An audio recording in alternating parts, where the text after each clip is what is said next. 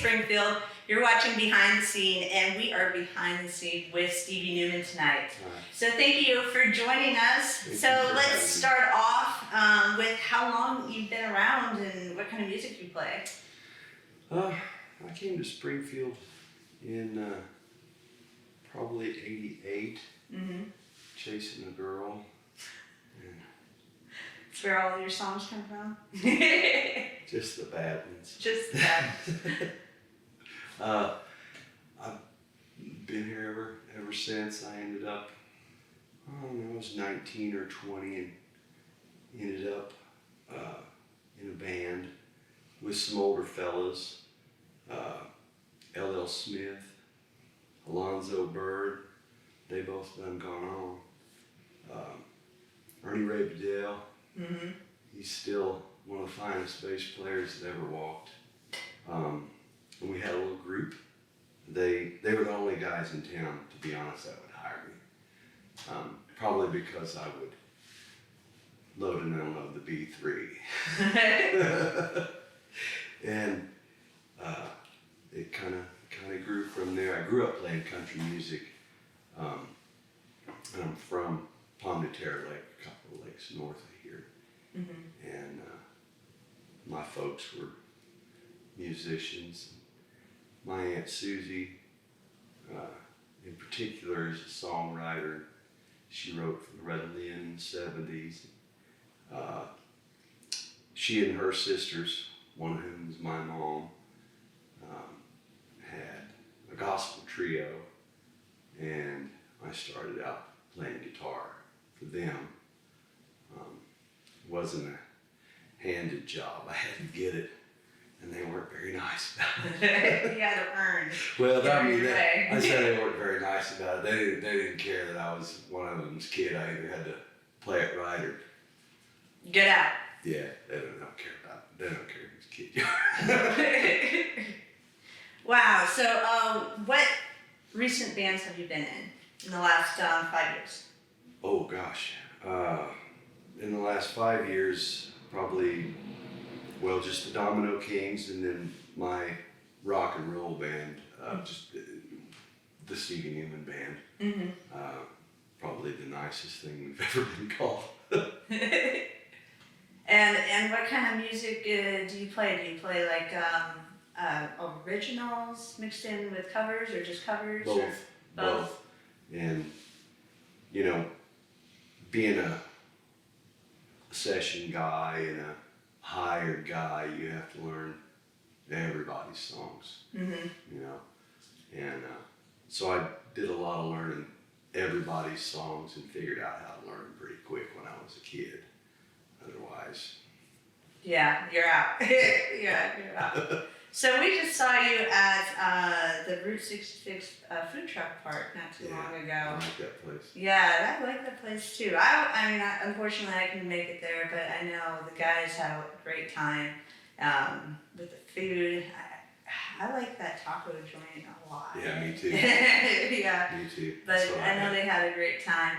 So we're gonna get to your first clip, just to show kind of the music that you play, and then we'll be back. So. Oh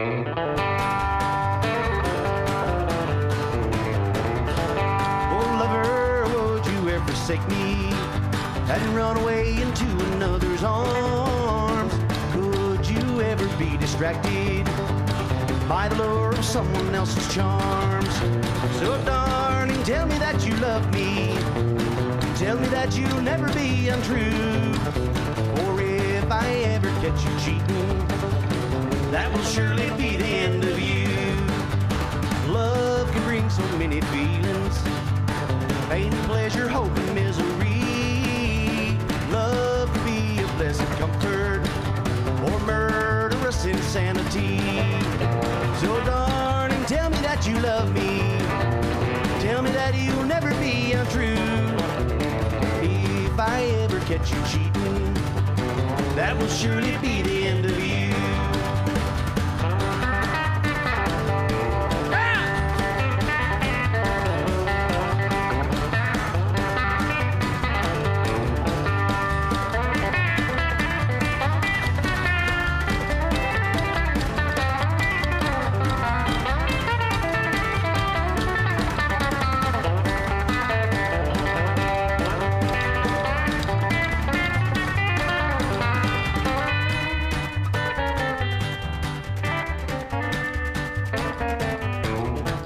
So sweetheart, never try and leave me.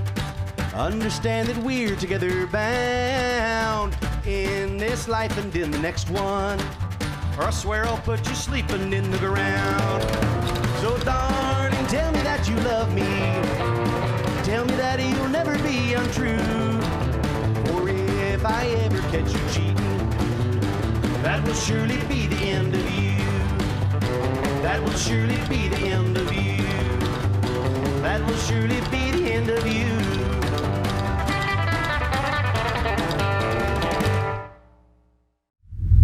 So we're back, and that was a great clip. So let's get into, during quarantine, how did you use that time for yourself with the music?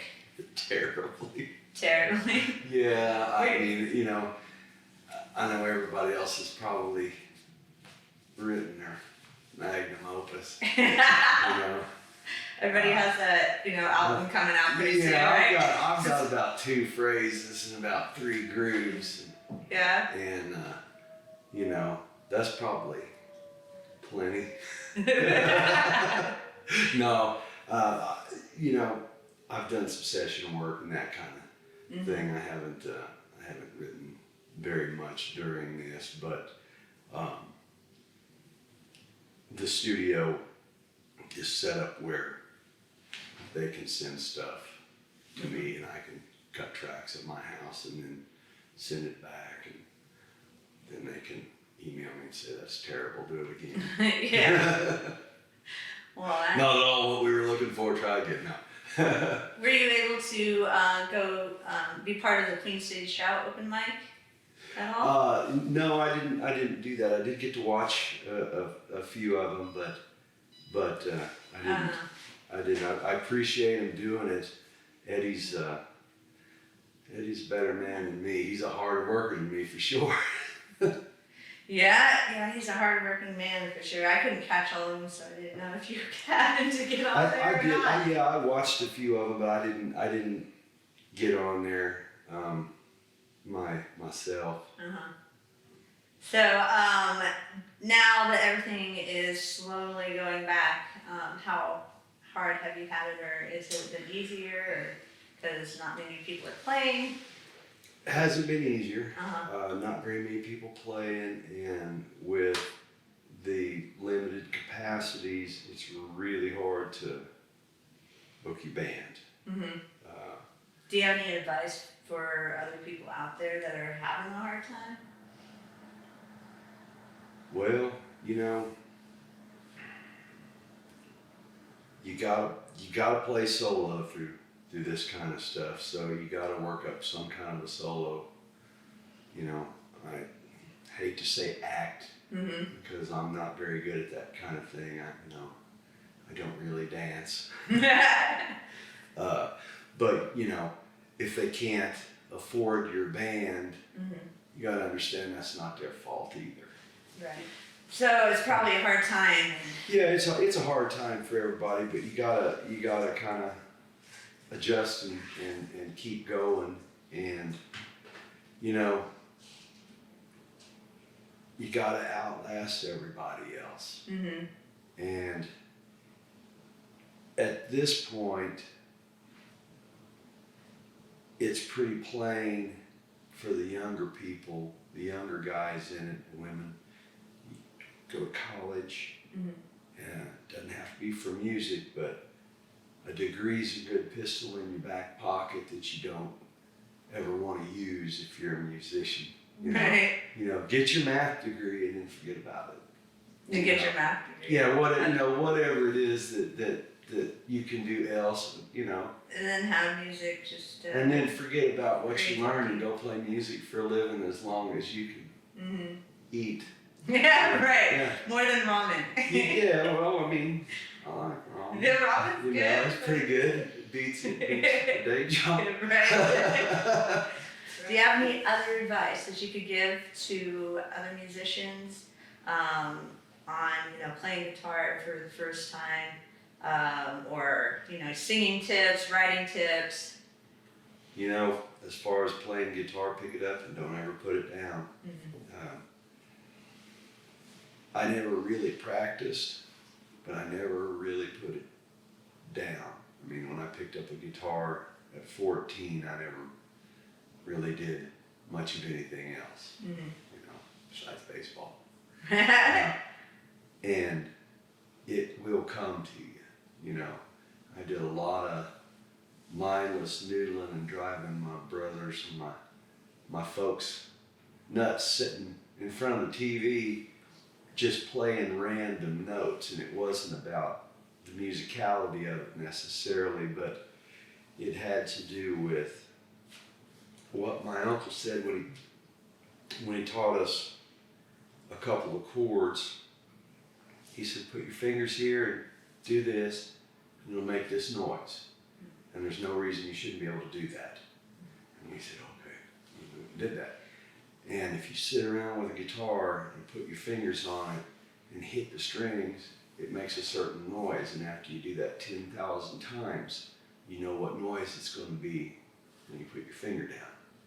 And then you quit thinking about it, and it becomes the language you speak instead of the language you read. Wow. You know, a lot of people that took Spanish in school can read it, but they probably can't carry on a conversation. And at some point, you learn how to learn. You know, you quit hanging on and you start driving it. And that's when it quits being, you know, when you don't need your training wheels anymore, when you don't, you know, when you don't need to be held by a string somewhere. And then it just starts happening. And then you kind of move to, you realize at some point, or I did, the personality involved in it, that kind of, your fretting hand is kind of what you know. You know what I mean? There's a math and an English to the, or a language, I should say, to the guitar, and the left hand, or the fretting hand, is kind of the math side, and the right hand, you know, is more the expressive side. So the fretting hand is kind of what you know, and the hand that you smack the guitar with, that's who you are. And that's kind of, to me, where people sound like themselves or somebody else. You know, there's a lot of good imitators, but there's not a lot of people that speak with their own voice on any instrument. And that's the difference. And there's a lot of fantastic musicians in the world, more now than ever. And with the advent of, you know, all of the online resources, it's just easier now than ever, you know. Yeah. I grew up playing by ear, and now that's, you know, playing by ear is kind of, it's almost outdated. You know, you're going to learn this song by ear and take an hour to learn it, or you're going to get on YouTube and learn it in 3.5 minutes. Yeah, it's crazy. You know, it is crazy how. So yeah, there's no excuses anymore. Yeah. You know, gear is the same way. You know, when I started, I bought my first guitar for $25, and I got robbed. Oh. You know, that thing was hard to play. Yeah. And, you know, amps the same way. You know, for years, you know, my first thought was, you know, tone is expensive. And now everything sounds fine. Like, there's no reason to sound bad. You know, the lights are on and everybody sees, you know, it all sounds good now. If it sounds like crap, the problem is you. Yeah. Yeah, there's so many ways to get around that. Yeah. Well, let's get to the next clip, and we will be right back. We have a great musical guest. Please put your hands together for Stevie Newman.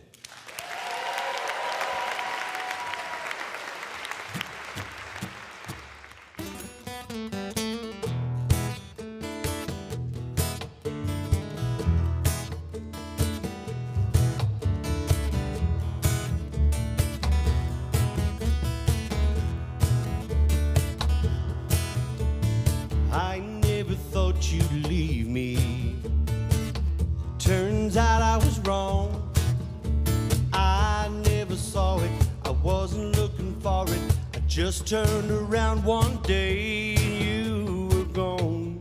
You left me out on my own. I never knew one heart could hurt like that. I never thought you'd come back. Turns out I was wrong. I never saw it, I wasn't looking for it. I just turned around one day, girl, and you were home, back where you said you belonged.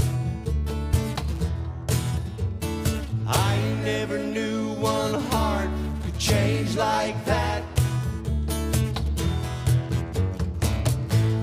Don't unpack, girl, 'cause it ain't the same. Everything is different, but nothing's changed. I can't forget the day you turned and walked away, and I never will, so what's left to say? I never thought I'd get over. Turns out I was wrong.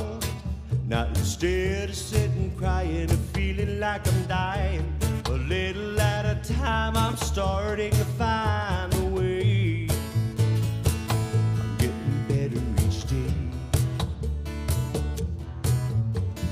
I never knew one heart could heal like that, just like that.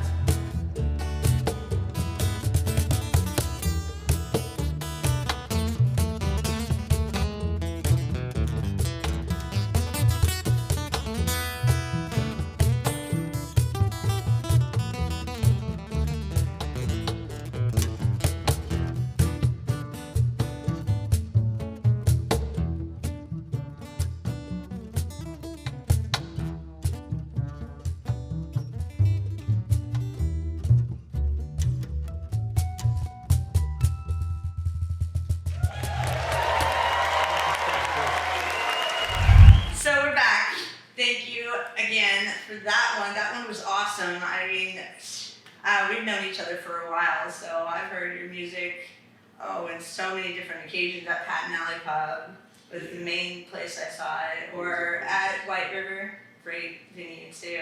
Yeah, I really like White River. I like playing with Jim Ray and Brandon Moore. We started a little trio at that place, just kind of getting together, and it kind of turned Those into are always a so band. much fun. Oh my Yeah. gosh. And that's our favorite place to play there. It seems like we sound like us there, you know. Yeah. We play around, the Raymore Newman deal plays around here and there, and I always love the way the fellas sound, but it doesn't seem like we ever sound any better than that place. Uh-huh. Jimmy and Brandon love the sound of the patio, and I love Right. the sound of that Inside. tiny little room that's, it's like there's a space about the size of a closet to put a trio. I know. And it sounds fantastic. Yeah, because it just goes And it's that just way. right The here, yeah. sound You just goes use, I use into a it. toy amp, and just a tiny, Brandon plays a tiny kit, and Jimmy plays a barely bass, and it just sounds fantastic to me in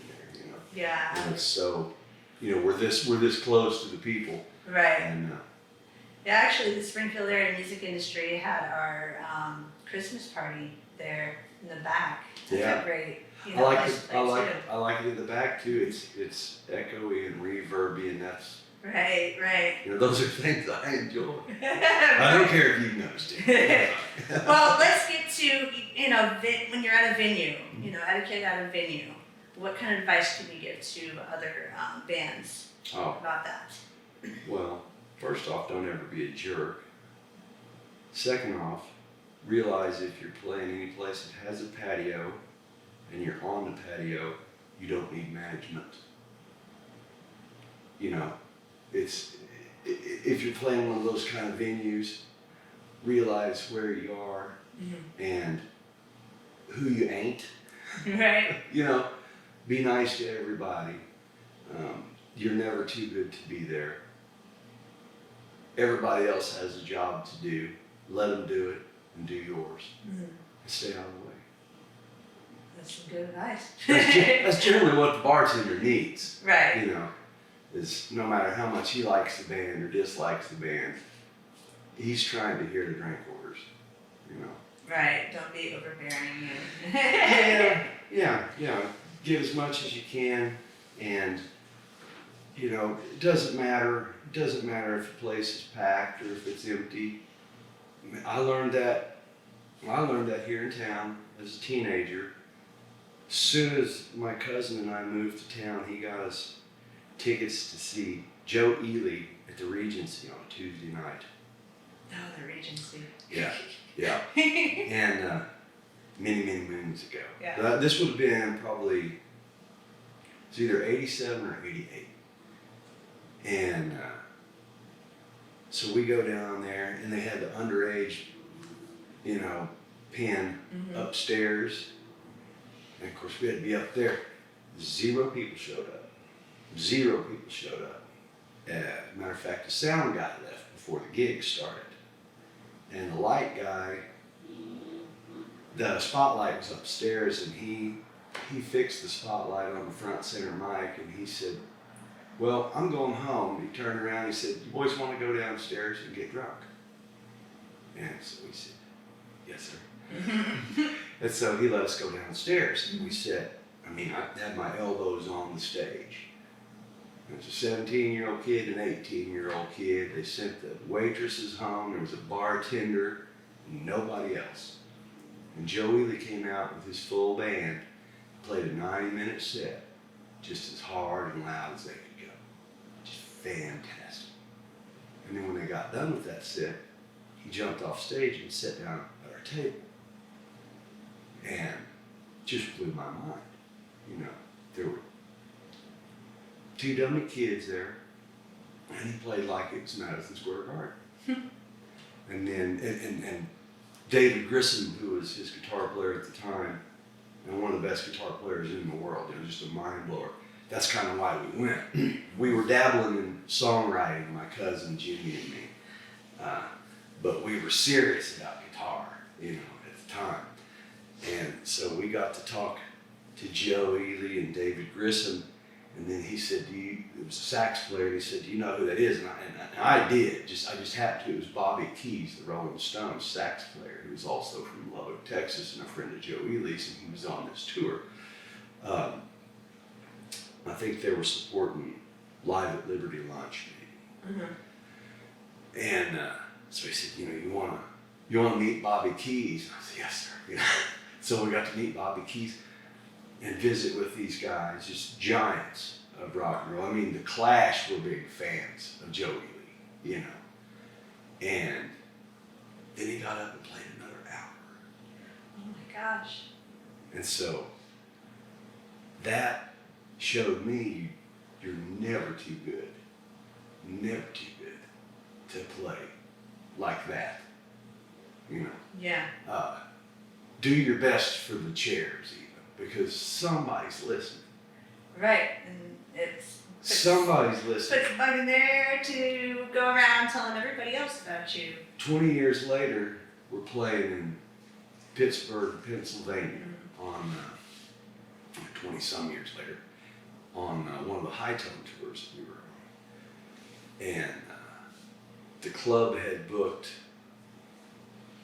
this acoustic act before, you know, these 5 rock and roll and country and blues bands that we were part of this package. And it turned out to be Joe Ely and Joel Guzman. And I got to speak with Joe. And I said, you know, from Springfield, you know, and he said, I remember playing Springfield once to 2 teenage kids. I said, I was one on the left. Oh, wow. Yeah. Wow. That is crazy. It was great. Yeah. That is awesome. Great memories. Wow. Yeah, it helped put me on the road to here, because it was a real important lesson you know, you don't ever give away a show. You don't ever play a bad show. Mm-hmm. It doesn't matter if you feel like it. You just go and do it because you never know. You never know who's going to be out Keep your there. head down, do your job. Mm-hmm. Yeah, keep your mouth shut and do your job. Right. Well, do you have any albums coming out, or where can people find you on the interwebs? Well, we've got, I got a couple of new records out. One with the Domino Kings. This one's called the Domino Kings. Mm-hmm. It was, I mean, we finished it a while back. There were all kinds of delays. Lou Whitney actually recorded and produced it. Oh my And gosh. That's how long. Wow. That's how long A it while was. ago. And well, actually, Lou recorded and produced both of the new records, but you know, life and times get in the way of life and times most of the time. Right, right. And so it took us a long time to get them out, but we have a new Domino Kings album out, and then as far as I know, the last thing that Lou recorded and produced was my rock record. So where can they find that? On You can Spotify? get it. You can get it on Spotify, Apple Music, iTunes. You can get it anywhere. And then we have you know, a few CDs. Mm-hmm. We're not going to print 1 million of them because I know. Not a lot we of might as people well print use- 8 tracks at this Not point. many people use CDs, although they are useful. I have a CD Yeah, player. I find I'm sending most of them to Europe. A lot of people are Asia. doing vinyl Yeah. nowadays. Yeah, we're talking to some folks about maybe some vinyl releases in the near future of some older Domino King stuff, and then the new stuff, and that's with the original band with Brian Capps and Les Gallagher, and Donnie Thompson has joined the Domino Kings. So we've rarely been a 4-piece over the years. Since we started in '93, it's almost always been a trio. But Donnie's in the group now, and I'm satisfied to ride this quartet out. Awesome. So do you have any shows coming up in the near future? December 4th, the Domino Kings will get shuffled. Oh, fun. And I'm not sure when I'm going to do another rock and roll band show, but there might be one coming up. I think we might do one at Carey's in the near future. I really like that little place. Right. It's kind of. I like it too. Suits the music. Yeah. You know. It's a hidden little place. Yeah. We're not. We've been there a few times. It's a great place. It's just the Right. the right kind of atmosphere for that kind of band. Well, cool. Well, I want to thank you again for joining us on Behind the Scene. Thank It you was for great having to talk to you, just one-on-one since it has been a while. But hope to see you soon. And guys, thanks for tuning in. And until next time, see ya. Thank you.